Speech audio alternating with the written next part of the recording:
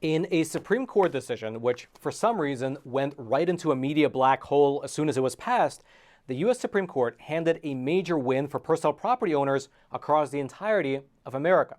Specifically, in a 9-0 unanimous decision, the U.S. Supreme Court, they for one, significantly limited the scope of the Clean Water Act as well as the EPA, and in so doing, they limited the federal government's ability to dictate what you and I can or cannot do on our own properties.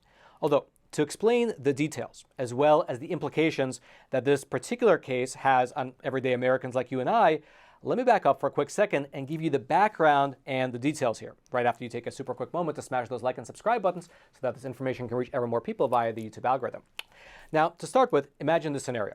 You purchase a vacant lot of land near a beautiful lake in the state of Idaho with the intention of building a home for you and your family. You then hire a company to start backfilling this empty lot with dirt in order to prepare the foundation on which you'll actually be building your home.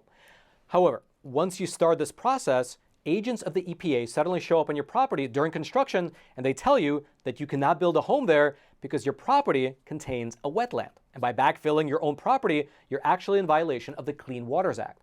You're confused. You look around your property and you don't understand because you clearly do not have any wetlands. However, the EPA informs you that the so-called wetland takes the form of a drainage ditch, which eventually feeds into a creek, which then eventually feeds into a local lake. And so, because you had a drainage ditch on your property, the EPA tells you that you have to restore the site to its previous condition, and if you don't comply, they will hit you with penalties of up to $40,000 per day. As crazy as that scenario sounds, it's exactly what happened back in the year 2007 to the Sackett family over in the state of Idaho. However, what the EPA didn't expect was that this episode, it wound up serving as a catalyst which then kicked off a chain of events which eventually saw this family's case go before the U.S. Supreme Court not once, but twice. Because you see, in 2007, when this whole episode took place, the Sackett family, they initiated a lawsuit against the EPA, arguing that what was taking place was unlawful. However, the EPA itself, which at the time was emboldened by the victory of Barack Obama in 2008, was making the counter-argument that the Sackett family did not have a right to sue them over the Clean Water Act. Forgetting any particular details of the case itself, the EPA was making the foundational argument that this family did not even have a right to bring a legal challenge against the agency at all. Now, eventually, after 5 full years of this legal back and forth, the case did wind up in front of the U.S. Supreme Court for the first time. This was in the year 2012, and at the time, the U.S. Supreme Court ruled in favor of the Sackett family, saying that actually they did have a legal right to challenge the EPA. And by the way, just as an aside, this really does represent the enormous challenge that common Americans face when trying to fight with the federal government. Think about that. It took 5 years for this family to finally establish the fact that they had a right to actually sue the EPA. Anyway, in 2012, this meant that after 5 years, their actual real case could begin. However, it did not go well. That's because both the lower court as well as the Ninth Circuit Court of Appeals, they both ruled in favor of the EPA. However, the Sackett family then appealed that decision to the U.S. Supreme Court, who then eventually took up the case. And in May of last year, in May of 2023, 16 full years after the initial incident occurred, the U.S. Supreme Court unanimously, in a 9-0 ruling, ruled in favor of the Sackett family. And in so doing, they stripped away the Biden administration's attempt to expand the Clean Waters Act. And before I read to you the Supreme Court ruling itself, let me give you a brief history of the Clean Water Act because it becomes very relevant to this discussion. Back in 1972, Congress took a law that was already on the books called the Federal Water Pollution Control Act. They reorganized it and expanded the language, and the end result became known as the Clean Water Act of 1972. And as the name implies, the main role of the Clean Water Act is to prohibit the discharge of pollution from a point source into navigable waters within the U.S. Now, on the surface, that makes sense. However, just like with any federal law, the key lies in the details and the definitions. Because, for one, pollutants does not just refer to industrial waste. According to U.S. code, within the context of the Clean Water Act, pollutants also include things like rocks, sand, as well as dirt. And then, secondly, in terms of what constitutes navigable waters, well, that's defined within the law as follows, quote, "the waters of the United States, including territorial seas." And so, because of this definition, waters of the United States, or WOTUS for short, became a broad term which established the scope of the federal government's jurisdiction. But the problem, ever since the adoption of the Clean Water Act all the way back in the 1970s, is that nowhere in the actual text of the law does it clearly define what WOTUS is, what waters of the United States actually means.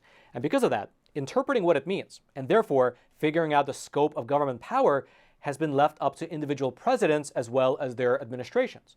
And so what we've been seeing for the past 50 odd years is that on the one hand, you have environmental groups as well as Democrat presidents pushing to broaden the definition of WOTUS, while on the other hand, you've had Republican presidents limit what constitutes as WOTUS. And so one side, it says that it's acting to protect the environment, while the other side says that they're acting to protect individual property rights.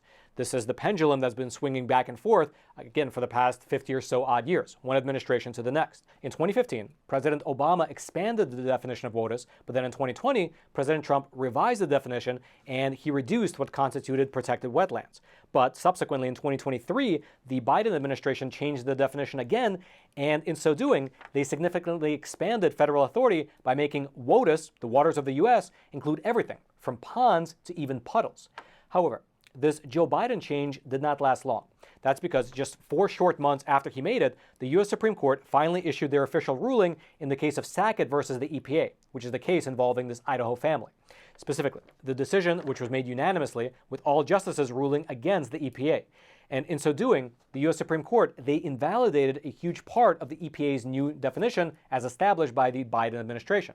Here's part of what the U.S. Supreme Court majority opinion said. Quote, "The Clean Water Act's use of waters refers only to geographical features that are described in ordinary parlance as streams, oceans, rivers, and lakes, and to adjacent wetlands that are indistinguishable from those bodies of water due to a continuous surface connection." In other words, the U.S. Supreme Court clarified that WOTUS, waters of the U.S., doesn't just apply to every pond and puddle on a person's property. And instead, WOTUS refers only to what common Americans would consider navigable waterways. And furthermore, a wetland must be connected to one of these waterways by a constant surface water connection.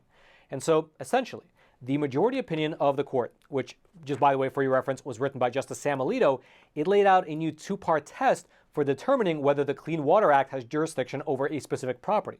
Firstly, the adjacent body of water must constitute an actual waterway of the United States, which the Supreme Court defined as a relatively permanent body of water connected to traditional interstate navigable waters. And then, secondly, the wetland on a person's property must have a continuous surface connection with that adjacent waterway such that it makes it difficult to determine where the water ends and the wetland begins. All right, just to pause here for a super quick moment. Listen, it's obvious that the financial system is not looking too great. After being pumped up with trillions of virtually free government dollars for many, many years now, well, the stock bubble might actually burst in the near future. And in that process, unfortunately, it could take away the nest egg of anyone who happens to be exposed to it. And so consider taking this opportunity to diversify into something which is beyond the grasp of Washington, D.C. and Wall Street, physical gold and silver. And the best company to use, in my opinion, is the sponsor of today's episode, American Hartford Gold, who I should mention is also my own personal gold and silver bullion dealer. And besides myself, they have thousands of 5-star reviews from other Americans, and they also have an A+ rating with the Better Business Bureau. And working with them is rather simple. They have a huge selection of coins, bars, and rounds to choose from. They have super friendly staff who you can call, and they can set up either gold delivery directly to your doorstep, or they can even set you up in a gold IRA. And then lastly, best of all, if you tell them the Roman sent you, they will throw in a free gold coin with your first qualifying purchase. So give them a call. The number is 866-242-2352. That's 866-242-2352. Or you can simply text Roman to 65532. I'll also throw a link to their webpage. It'll be down there in the description box below. That is the new 2-part test established by the U.S. Supreme Court. And so, using this new definition, the small drainage ditch on the Sackett family's Idaho property did not qualify as a wetland, and therefore, the Clean Water Act did not apply. All it took was a cool 16 years of litigation to figure that fact out. However, as a result of that 16-year-long battle, the EPA was forced once again to revise the definition of the waters of the U.S. in order to conform with what the U.S. Supreme Court wrote. And because of that change, well, a lot of people across the entirety of America are no longer subject to the EPA's jurisdiction. For instance, according to estimates from state officials, in the western part of the U.S., which has a really arid climate, more than 90% of surface waters are now exempt from the Clean Waters Act, which on the one hand is seen as a victory for advocates of property rights, since they see this ruling as a significant blow to an ever overreaching bureaucratic government that is dead set on imposing climate change restrictions by any means possible. On the flip side, however, you have environmental groups who, after this U.S. Supreme Court ruling passed, expressed worry that these new limited definitions will wind up leading to an uptick in pollution, including more forever chemicals being dumped into American waterways. Although, realistically, what's going to wind up happening is just like what happened with abortion. The authority over all these waterways will now go back to the state and local governments, and it'll be up to them to find a balance between protecting our collective water as well as protecting our collective property rights. But in the meantime, as a practical matter, this U.S. Supreme Court unanimous decision eliminated one large layer of bureaucracy for most people, making it easier for land developers, for farmers, for ranchers, as well as for common property owners to expand and to build on property that they already own. And by the way, just as a total aside, when we were doing the research for today's episode, we actually wanted to reach out and to speak to Mr. Michael Sackett for an interview to get his take on the case, as well as his 16-year-long battle and his victory. However, it turns out that, well, this case took 16 years to get across the finish line. The initial incident took place in the year 2007, and then the final verdict from the U.S. Supreme Court, it came down in the year 2023. However, in that time frame, in the middle of all that, Mr. Michael got arrested, charged, and pled guilty to trying to meet up with a 12-year-old girl in order to do things that would get you arrested for trying to do with a 12-year-old girl. Essentially, he was caught up in a sting operation by law enforcement trying to pay for things I will not mention. And so we decided to not pursue the interview with him.